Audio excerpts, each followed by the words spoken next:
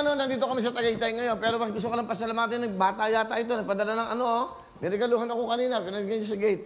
Happy birthday, Kuya Willie. Ito po, ayan Yan, Kuya Willie, advance happy 61st. Okay, birthday po. I wish good health, more birthday to come. Thank you po sa dami niyo po natutulungan. Sana po hindi kayo magsawang tumulong.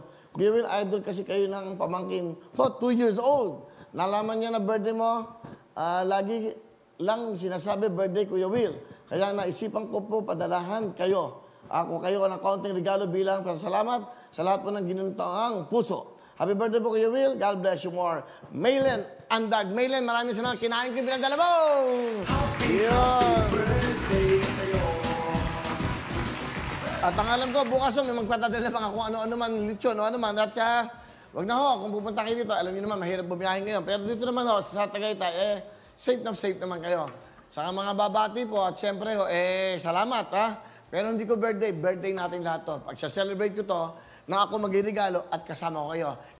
Mawawin ang lahat sa aming pagbibigay ng saya at pag-asa ng iyong hinihingi.